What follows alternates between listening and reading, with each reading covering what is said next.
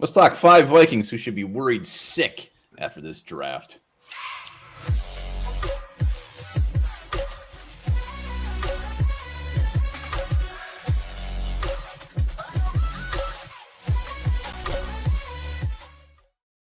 All right, welcome back to the Onebar and Lupagus show. I'm Onebar with Lupagus. We got 10 brand new Vikings, more than 10 counting undrafted free agents.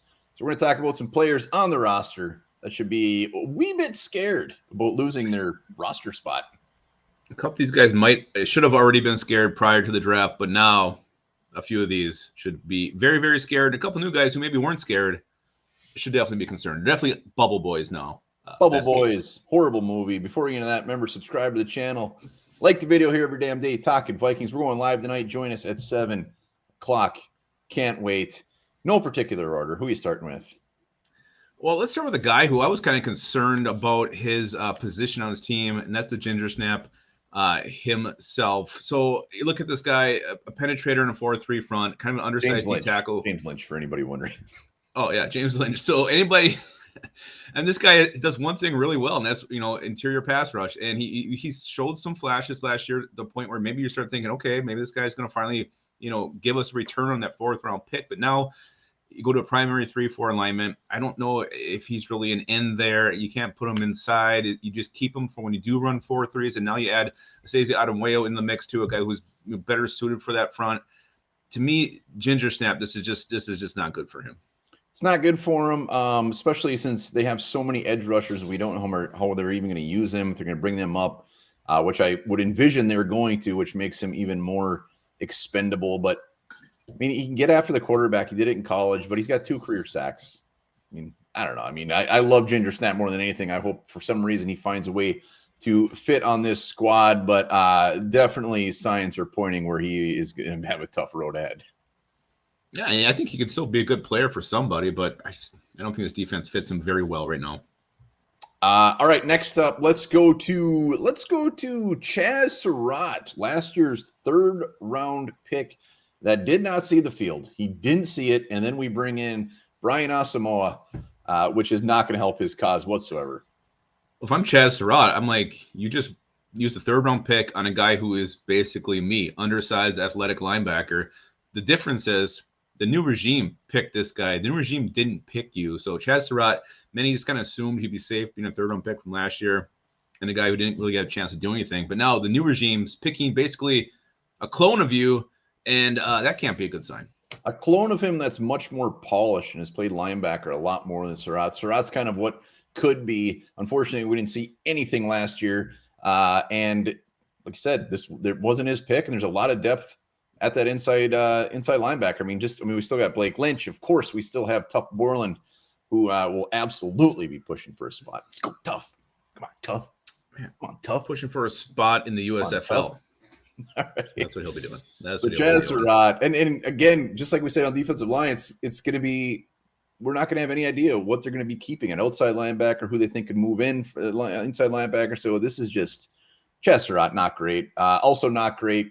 We might as well say another draft pick last year, Wyatt Davis. Wyatt Davis, we got to say it. Nobody's going to like the fact that we're saying it, but you have to. Yeah, and I just don't know where he fits in. I mean, look at the guard spot, especially right guard. Please be center. The competition there. Now you got Ed Ingram, you got the Chris Reed, Jesse Davis, Oli Udo's still around, even though he sucks. And even at center, there's kind of like this little growing thing that maybe Ed Ingram was picked to be center. So then you got center, you got Bradbury, Ingram, and then Wyatt Davis. Either position, he's buried on the depth chart. And again, no ties to the new regime. So Wyatt Davis, he couldn't get on the field last year. This year it looks even harder. I haven't seen the Ed Ingram to center scuttlebutt. I hope. Oh, really? He did at the Senior Bowl, and he was like the highest rated player. He made the offensive all-star team as a center at the Senior Bowl. I was just hoping you saw some from the Vikings, but who knows? I mean, Ed Ingram, any of these guys could be possibly moving to center, but the depth, the amount of, I mean, Ed Ingram was just kind of the cherry on top. I mean, that's the amount of time we spent. Jesse Davis, Chris Reed, Austin Schlottman, even, who's a center/guard. That the writing was kind of on the wall, but hopefully they're moving Wyatt to center. We'll see. That's kind of, in my mind, his only chance. And yes, I'm sorry, Austin Schlottman, I didn't mention you, but I've already cut you in my mind. Wow, that is extremely, extremely rude. You're a diehard. Let's go to a cornerback that's been around for a while. Let's go to Chris Boydy.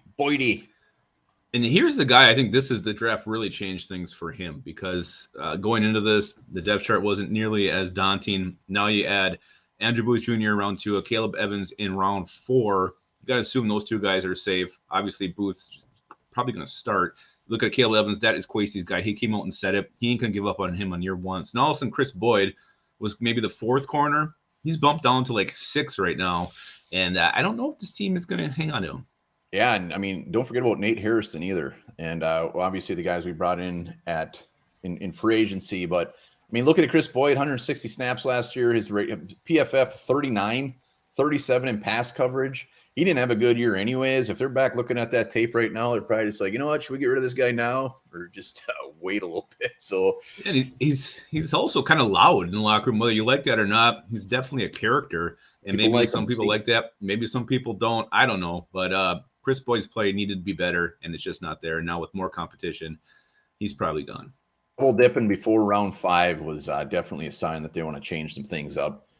Last one, final. Speaking of changing things up, old BC tore his ACL last year. Kind of a dicey wide receiver depth chart. What do you think?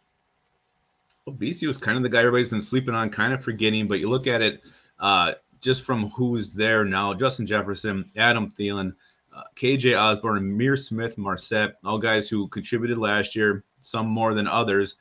And then you got obviously the new rookie, Jalen Naylor. Hardly know her. Exactly. And even like Blake Prohl, a guy who showed flashes last year in the preseason before he got hurt. So BC, he's done this before. He has, overcome the odds to make a team, but this just got a whole lot harder for him. Yeah, 2020, he played in 16 games, had 14 receptions. I mean, that was even before KJ Osborne stepped up. So BC, everybody loves BC. Good story. He'll be scrapping for a spot. But Jalen Naylor, I mean, McCardle loves this guy.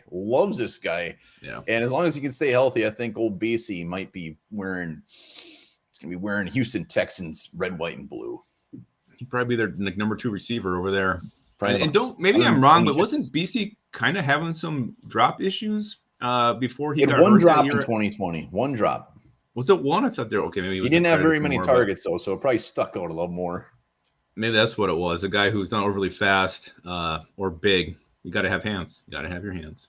So those are the 5 guys we got. Not necessarily want to see leave. We just think that they should be a little worried. Let us know in the comments who you think should be freaking out. And Nate Stanley doesn't count. You can't put Nate Stanley in there.